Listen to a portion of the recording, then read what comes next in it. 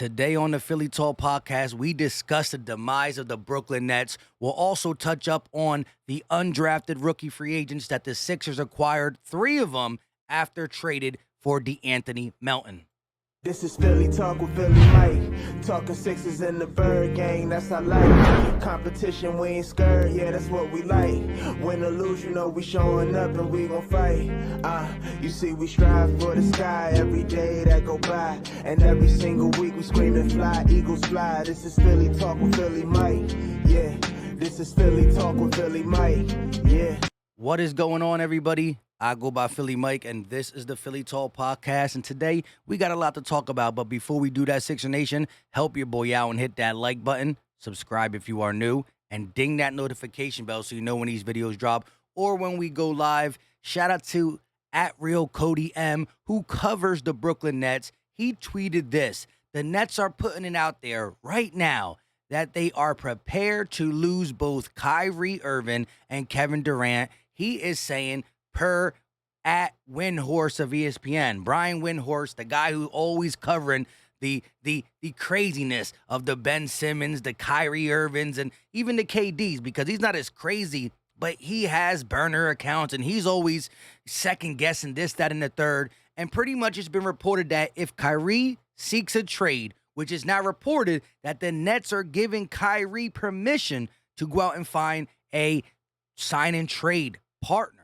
Now, he did list the Sixers as a destination he would like to play for, but him and Harden don't get along, and that's not happening. That's not happening. With all that being said, KD most likely will demand out if Irvin leaves. That means what once was Harden, Irvin, and KD is now none. Now is none. Let me just tell you what I tweeted real quick. The Nets' best player is about to be Ben Simmons. They're in trouble. Again, you go from Harden, KD, Kyrie, and your best player will be going into the 2022 NBA season, Ben Simmons. I feel bad for Andre Drummond if he's still there. I really feel bad for Seth Curry if he's still there. Get out while you can, Seth. Get out. Maybe we got room on our roster. Cheap deal. Find a way. Find a way. It's the NBA. You can get out whenever you want. Find a way. But a lot of people are talking about, could KD come to the Sixers? I mean, we've seen stranger things. Daryl Morey will have to cook something up brilliantly to move Tobias Harris to get KD. I doubt it's going to happen. But, hey, KD joined his 73-win-10 team. I won't put nothing past them. And if there is one thing I like about KD is he respects the heck out of one Joel Embiid. He's always talking really respectful on his name, calling him the MVP multiple times. So who knows? KD, Harden, Embiid, championship. Now, I do want to talk about these undrafted rookie free agents. And of course, Doc Rivers, the coach, they probably won't even play, probably won't be on the roster. You might see some on the blue coats. You might see some on the bench. We'll see. But before we do that, shout out to Manscaped for sponsoring this video. Use promo code PhillyMike for 20% off and free shipping. If you want to check out the Platinum Package 4.0, they got the shampoo, the deodorant, they got the Crop Reviver, they got it all, plus the Lawnmower 4.0. If you just want to shop individually, do what you got to do. When you get to checkout, use promo code PhillyMike, all lowercase, for 20% off and free shipping. Now, let's get to the first candidate real quick. Julian Champagnie. Now, shout out to the Painted Lines for breaking this all down. But shortly after the draft, Julian Champagnie inked a 2-way contract with the Philadelphia 76ers. He is a small forward listed at 6'7", 215 pounds. He played 3 years of Division I basketball at St. John's University. This past season, Julian started and played 31 games at an average of 34.2 minutes per contest. Julian led the team in scoring as he averaged 19.2 points per game on 41.4% field goal shooting, 6.6 rebounds per game, 1.1 blocks per game, and 2 steals per game. Again, Kyle Neubeck on this said that Julian Champagnie will join the Sixers on a 2-way deal per source. Champagnie is a natural scorer with the ability to shoot from the perimeter and finish at the rim. His bread and butter is moving off the ball and sinking catch and shoot jumpers. And if you watch the highlights, which we will do in the next couple of days, break down highlights, he does knock down some threes, a Isaiah Joe type when it comes to that. However, his three-point percentage took a noticeable dip this past season, so that's not good. The St. John's alum shot 33% from beyond the arc, while he shot 38 the year prior. Despite his abilities to catch and shoot to be a catch and shoot player, he could be described as streaky. He tends to struggle in isolation and settle for the perimeter shot as well. Besides that, he's a sound rebounder who uses his strength and size to clean up the glass. We can use that. See, Isaiah Joe, streaky, but he doesn't have the rebounding ability of this guy. And I'm not saying he's coming out in 2022 and helping us, which we got to worry about 2022 because we are in win now mode. Ultimately, the Sixers have some choices to make regarding their two-way slots. Currently, guards Myles Powell and Charlie Brown Jr. occupy Philly's two-way contract. So the front offense needs to cut one of them to make room for Champagnie. The young four will certainly make an impact on like the Delaware Bluecoats next season and aid their hopes for a G League title.